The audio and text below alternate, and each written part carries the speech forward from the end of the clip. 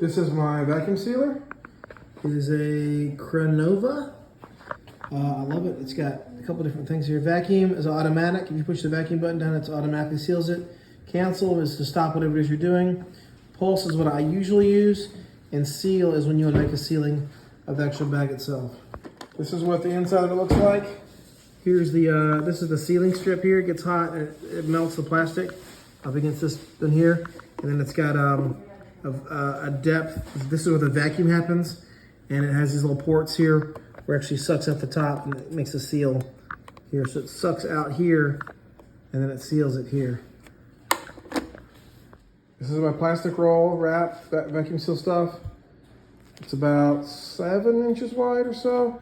I'll lay it into the device like this. I'm trying to do it one-handed, which is a little difficult. Put it into the gap there. So it overlaps both the heating strip and it goes into the valley in the back.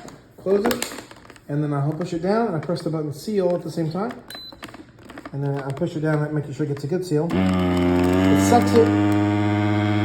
It sucks it down, and then the light comes on, and it's sealing, and then the light goes out when it's done. And then I pop it open, and it looks like that. It seals it, heat shrinks the seam together. This is the back end of my bag. All right, so I've made a bag here. So the bottom here, I sealed that edge on the bottom, as you can see with the seal function. I took the bag, I roll the lip around, which makes it stand open a little bit easier. This is about a pound of ground turkey sausage that I've cooked, pre-cooked ahead of time.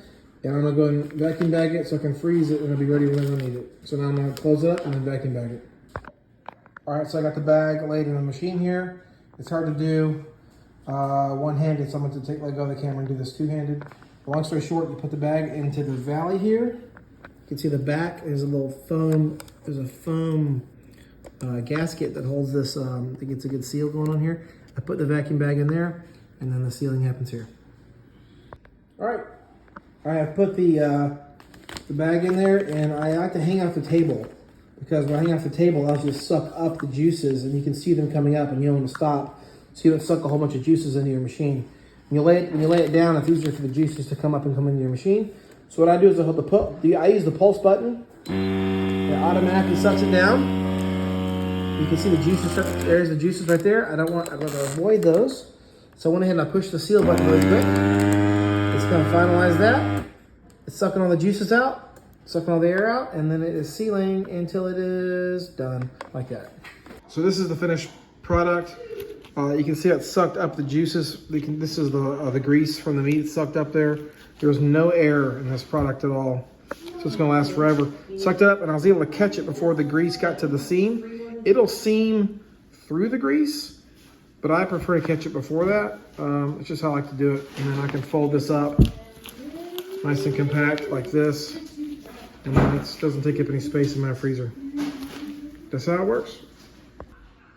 Another thing I like to do is to label what it is and the date I cooked it and sealed it. That way when I'm going through my deep freezer, I can know what it is I'm looking at and how old it is. So that way it kind of gives me an idea of what we're doing here. But that's just kind of how I do it. Also, the video took a while to make because I'm doing it one-handed and trying to make a video at the same time and talking. Normally this takes a fraction of the time that it took me to make this video.